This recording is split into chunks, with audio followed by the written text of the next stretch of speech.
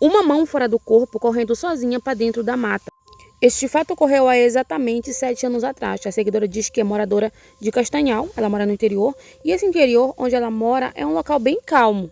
Mas foi da porta da casa dela que ela e o irmão tiveram uma visão, gente, de algo muito estranho. Eles estavam sentados ali em uma tarde, conversando a respeito de assuntos corriqueiros, quando a seguidora avista então, descendo da direção do caminho, algo estranho. Ela pensou a princípio que era um sapo. Não só pelo tamanho, né? Mas também pelo formato. Mas conforme aquilo se aproximava, ela também percebeu que não era um sapo, e sim poderia ser uma espécie de aranha. Mas conforme aquilo se aproximava para tentar alcançar a mata, ela percebeu que nenhuma aranha, gente, tinha pernas tão grossas e muito menos tinha aqueles movimentos ao caminhar. Então foi aí, gente, que quando passou na lateral da casa da seguidora, indo em direção ao banheiro, um banheiro tipo antigo, daqueles de fundo de quintal, que tinha atrás da casa da tia dela. Então essa mão passou para lá, para aquela direção, se escondeu praticamente atrás do banheiro. Ela disse que ficou tão assustada com aquilo, que cutucou o irmão, né, mais uma vez. E ele levantou-se também para tentar ir lá olhar para ver se o que eles tinham visto realmente era verdade ou se era só imaginação, alguma coisa da cabeça deles. Pois o que passou ali, gente, era uma mão muito pálida, humana, aparentava ser uma mão de um homem adulto, decepada na região do pulso. E essa mão caminhava sozinha como se fosse uma aranha, gente, assim, ó, tipo a mão da Wandinha, para dentro da mata. Assim, eles foram até a casa da tia, que era do lado, né, da casa da seguidora, e ali, gente, eles viram essa mão indo em direção à mata apressadamente. Beleza, eles voltaram para casa, né, como ninguém acreditaria em crianças, eles não falaram nada. Crianças não, né, pré-adolescentes, porque na época eles tinham uma faixa de 14 e 15 anos de idade. A seguidora, então, diz que após ela e o irmão terem visto essa mão, a vida dela mudou completamente, pois ela passou a, tipo, ficar um tanto esquisita, né, sem falar num medo. E tudo só piorou às 5 da manhã, quando ela levantou-se para poder começar a se organizar, para poder ir para a escola. A seguidora então saiu de dentro de casa, ainda estava um tanto escuro, para ir até o quintal buscar um par de meias que estava ali estendido no varal. Assim ela chegou ali onde estavam as meias, no varal, e, gente, só que ela começou a se sentir estranha, uma sensação assim de estar sendo observada. E meio que guiada por um instinto, ela olhou em direção ao muro. Um muro ali que demarcava o final de um terreno ali meio que abandonado. E foi aí que ela enxergou pernas meio apodrecidas, balançando ao vento. Algo correu pelo corpo da seguidora e ela disse que era uma mistura de pavor, medo e um pingo de curiosidade. Então ela seguiu, gente, olhando aquelas pernas e viu um corpo. E esse corpo, gente, ela disse que era de um homem de mais ou menos uma idade de uns 40 anos, todo meio apodrecido. E o rosto desse homem estava completamente destruído de um lado. No caso, ele só tinha um lado do rosto inteiro. O outro estava completamente, tipo, despedaçado. E na barriga daquele ser, se eu posso assim dizer, havia 2 grandes cortes em formato de X. E esses cortes estavam costurados de maneira feia, assim, tudo mal feito. Era uma costura mal feita.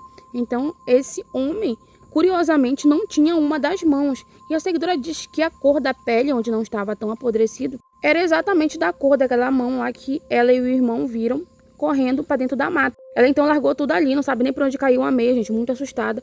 E ela disse que daí em diante só foi ladeira abaixo. Esse homem passou a aparecer no quintal da casa dela, dentro do quarto, na cozinha, no banheiro, então ela via ele em todo lugar.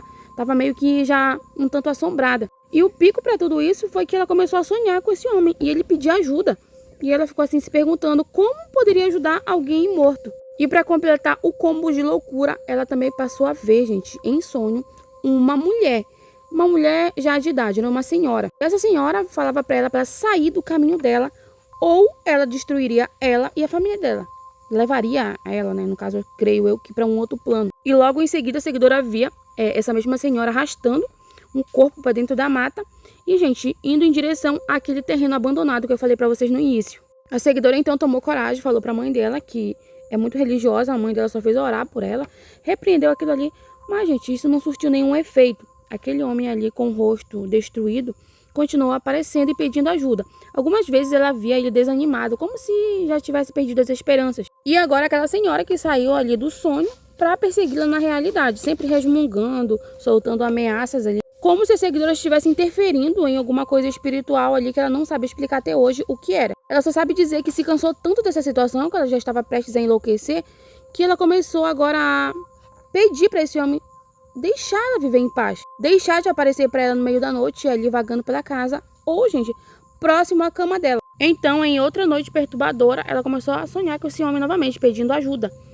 E ela começou a falar para ele ir embora, para deixar ela em paz, que ela queria viver, gente. Ela já não estava vivendo mais, ela estava sobrevivendo. Então, ela despertou nesse momento, gente, e deu de cara com ele ali, cara a cara com ela, ou seja, com aquele rosto destruído, próximo ao rosto dela. Ela então tomou coragem e disse que ele pudesse ficar em paz, que ela dava o sossego para ele. Ela disse que não sabia nem como estava prometendo tal coisa, mas que aquelas palavras surtiram efeito, pois ele começou a desaparecer lentamente, como se desfizesse em fumaça.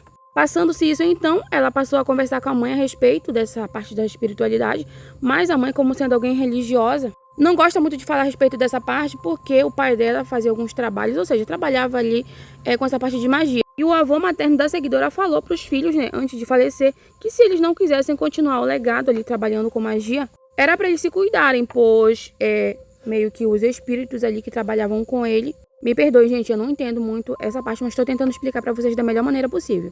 Então, esses espíritos aí iriam querer continuar trabalhando com alguém da família. Então, se eles não quisessem, era para eles meio que trocarem o lado da moeda, ou seja, partir para uma outra religião. E foi o que aconteceu com a mãe da seguidora, né? Ela era super religiosa aí, não sei se ela era evangélica ou católica, mas ela meio que tentava proteger a família dela desse legado, desse jeito. Então, ela não aceitava falar muito a respeito de espiritualidade.